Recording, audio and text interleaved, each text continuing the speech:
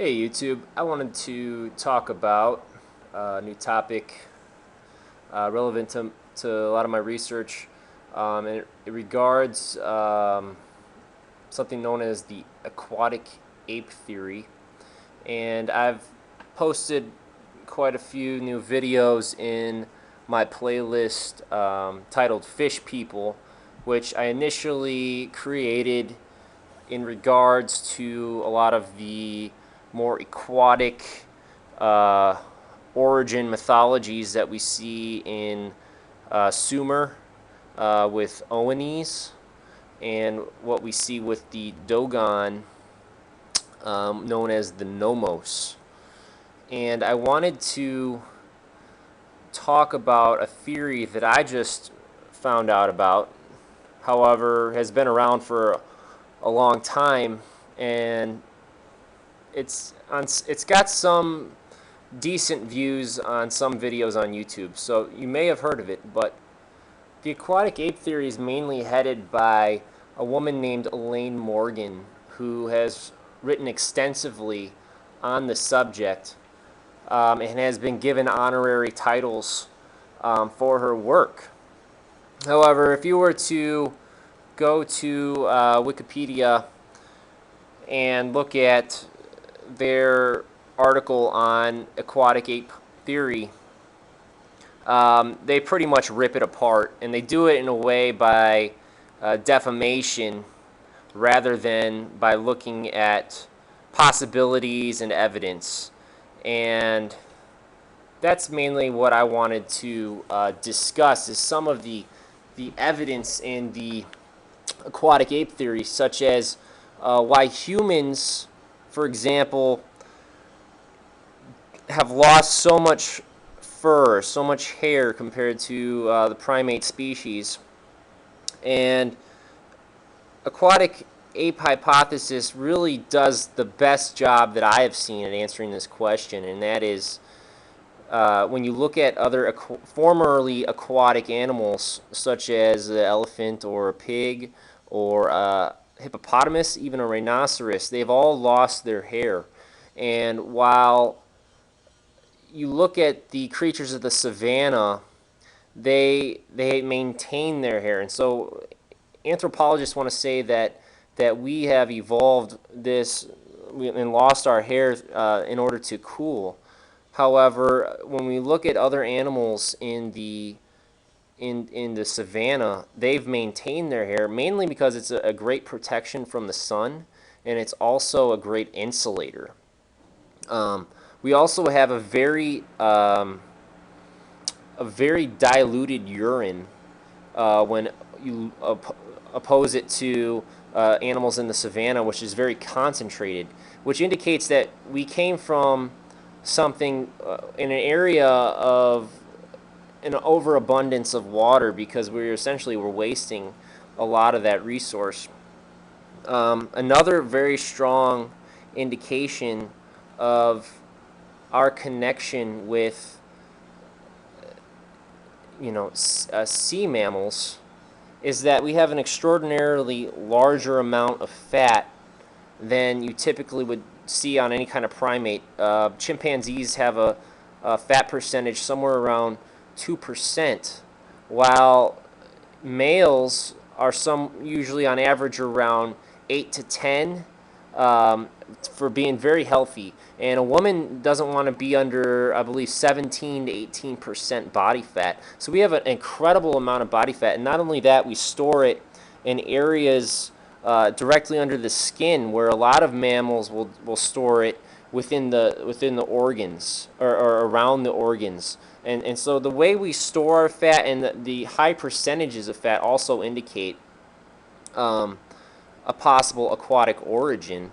I'm not saying that humanity evolved into mermaids. What I'm saying is that there was some brief period in time during the evolution of the hominid that man entered into the oceans, whether or not it was pressure through predators chasing them, and they found safety in the shores of the oceans, or whether or not they found incredibly great um, access to food and to the fish and shellfish, and they took advantage of this, and they were there for thousands of years, which allowed them to change. But the other interesting aspect is the fact that the sea mammals also seem to have much larger brains, um, and it may have something to do with potentially with diet, where we see dolphins. Let me click over here. When we see dolphins, there's something known as the encephalization quotient, which takes into consideration body size to brain size. And so a lot of times you'll have larger animals like an elephant with a huge brain. However, that brain is so big because it is operating such a large body. And so what we've discovered is that humans have the largest brain relative to body size out of all animals. However, the next largest in size aren't the chimpanzee. It's actually the bottlenose dolphin and the orca, and we can see that right here. And it has a encephalization quotient of 4.14 in the bottlenose dolphin. And when we look at the brain of the dolphin, we can see that it's extremely large. And I like how they, in this image here, we see the dolphin's brain in the middle and the human brain on the right, and how they conveniently left out the cerebellum to make it look so much different. Here we can see the cerebellum. That was left out of that image where the dolphin's cerebellum was included. However, the brain size may have something to do with diet, whereas similar to why we see higher cancer rates in in the Americas than we do in, let's say, Asia. They eat a lot of fish. It's very healthy for you, and there is the stereotype that Asians are very intelligent. However, there's a hypothesis that having that rich fish diet could increase the growth of the brain, and being able to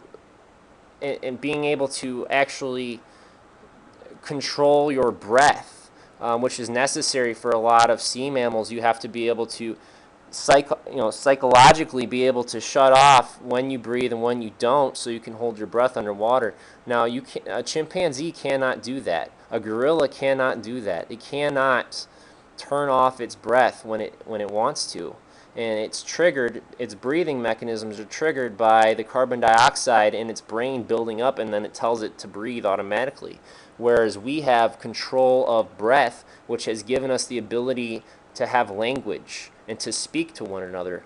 And so that may be something that we are seeing, this control of breath, which accelerates brain growth. And dolphins are also able to speak to one another through sonar, which is interesting. So we see all these connections that really make aquatic ape theory ring true. And when we look at the tribes known as the Dogon, they believe in the Nomos, who were supposedly these aquatic beings that visited them, and many people associate them with the star Sirius. However, that has been recently debunked by anthropologists who have revisited the Dogon. And they claim that a lot of the claims about their connections with Sirius are not true. Whether that's true or not, I don't necessarily want to debate that. But what I do want to talk about is the fact that they're associating their origins and their learning of civilization, of culture, of their religion, and just basically their origins of who they were with these aquatic beings. But we also see that with the Sumerians, with Oannes, who we see is actually Adapa, um, through the Greek translation. And we see Oannes was also similar to the Nomos, and coming into the Eridu region of Mesopotamia, which is supposedly the first city in the city of Ea or Enki. Um, and some people associate Ea with Oannes. And Oannes was supposed to have come uh, to the area and explained how, to the people of the post-Diluvian world how to create agriculture again, how to worship the ceremonies properly again, and basically recreate civilization. And he was also um, displayed by the Sumerians as a fish-like being. So if we were to go to some pictures that I just pulled up for you guys, we can see here the Persians adopted this ceremony, and they wear the fish outfit, and they wear it similar to the Pope's hat at the top. It's very similar look to it. And even when we look at the word Pope, it may originate from the word Po, which is a which is in the Dogon mythology. Po represents the basically the seed of life, the origins and the beginnings is Po, and Pope may ultimately come from that, and him being a representation of a connection to God. We see this similar phonetics. Even in the Mayan creation story of the Popol Vuh, which also talks about a great flood and the creation of man and celestial twins. Very similar mythologies that we see all over the world. So we'll continue on. You can see some more images of these depictions of Oannes, and it almost looks like a mermaid. However, I'm not gonna get into the whole mermaid thing. I saw something on Animal Planet a month or two ago where they came out with something, and it just looked. It was almost like they were trying to debunk maybe this aquatic ape theory which is starting to become relatively popular especially since Elaine Morgan has done some TED presentation. Um, I think they're trying to popularize a silly view of the theory, whereas it should be taken seriously. So if we continue through, we can see here some additional reliefs in the belief of this fish-like god, and these may be the priests here, and we can see some water jutting out from this particular goddess, which may resemble or show the flood or fertilization process, whatever that may be. Here we go again, another depiction. Now here are actually some depictions of the Dogon's Nomos. I don't know how old these statues actually are, whether or not they're ancient or recent. However, just take into consideration how over time you have a cultural erosion of